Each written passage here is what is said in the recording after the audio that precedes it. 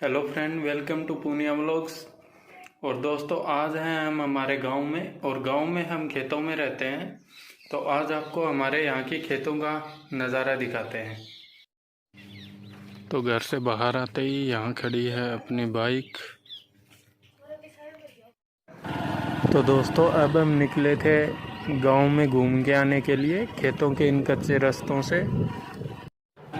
अभी इस टाइम खेतों में सरसों और चने की बुवाई चल रही है। तो इन खेतों में ज़्यादातर सरसों की बुवाई जो थी वो हो चुकी है। तो अब आसपास में जितने भी ये खेत देख रहे हैं उनमें देख रहे होंगे कि बुवाई हो चुकी है। यहाँ सामने कुछ पशुओं के चारे के जो पूले होते हैं वो रखे हुए हैं, बाजरे के पूले बोलते हैं इनको। तो चलिए दोस्तों, एंजॉय कीजिए खेतों के कच्चे रास्तों का।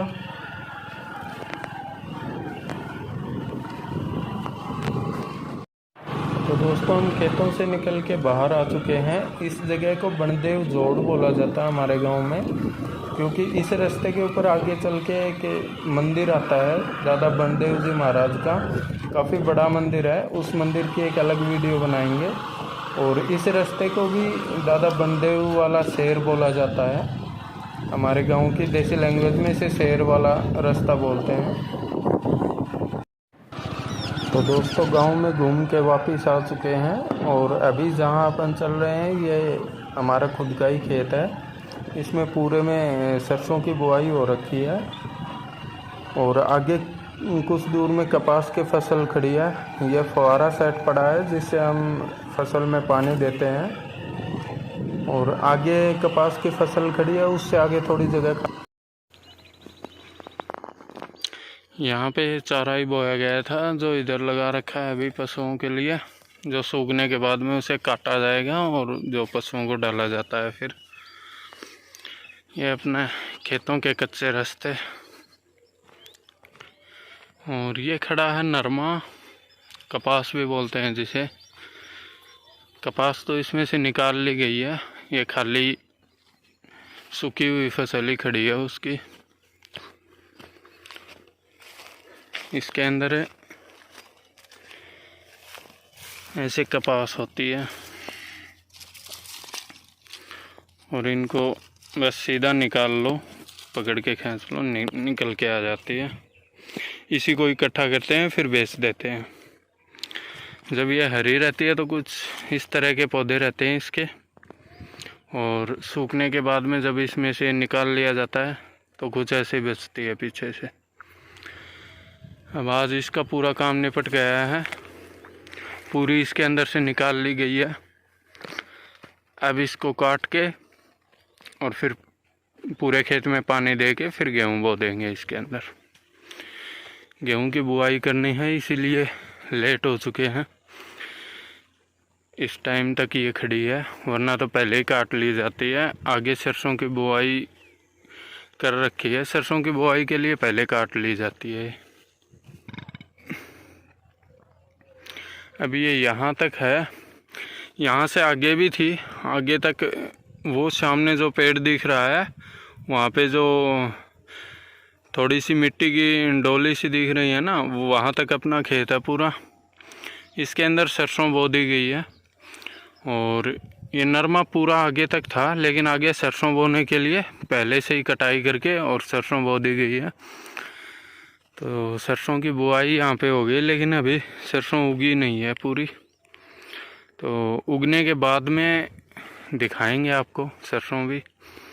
जब नेक्स्ट टाइम गांव आऊँगा तब तक उग जाएगी आराम से। और ये अपना एक ट्यूबवेल है यहाँ पे।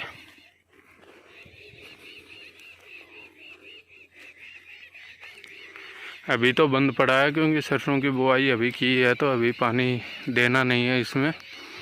कम से कम 1 महीने के लगभग नहीं देना, 1 महीने बाद में जब ये अच्छे से उग के बाहर आ जाएगी उसके बाद में देना है। थोड़ा अंधेरा ज़रूर हो गया है, लेकिन ये है खेतों का नज़ारा। अब सबके खेत दिख रहे हैं क्योंकि सबके अंदर फसल अभी बोई गई है। तो फसल की बुआई की गई है अभी, तो कुछ उगा हुआ नहीं है, तो सबके खेत दिख रहे हैं। बाद में तो जब सरसों बड़ी हो जाती है तो अपना ही खेत पूरा आगे तक नहीं दिखता।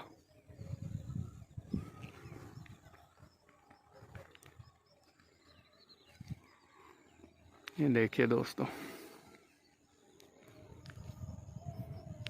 ये वहाँ पे अपना घर है।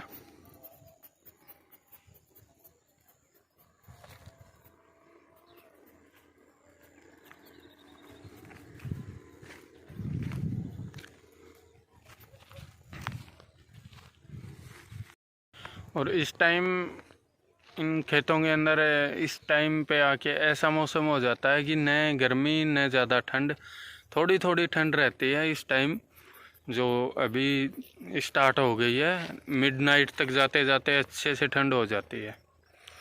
और ये नरमा अभी लिए घूम रहे हैं हम।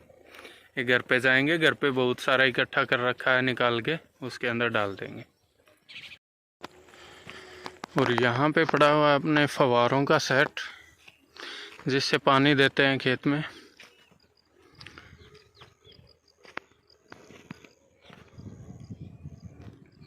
तो ये आधे जो ब्लैक कलर में दिख रहे हैं ये प्लास्टिक के हैं, और जो सिल्वर कलर में दिख रहे हैं सिल्वर के ही हैं, एल्युमिनियम के हैं, सॉरी।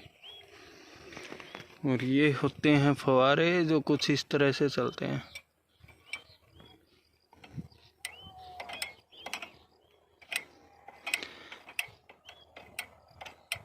अभी ये थोड़ी मिट्टी विट्टी फंसी हुई है, तो उस चक्कर में थोड़ा अच्छे से काम नहीं कर रहा है। एक बार इनमें पानी आ जाएगा ना, उसके बाद में सब अच्छे से चलेंगे।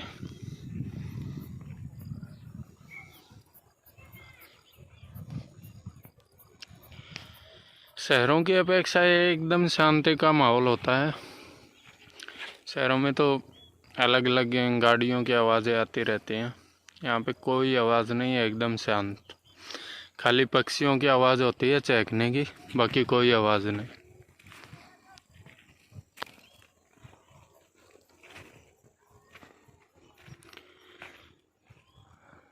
तो दोस्तों अभी तो इतना ही।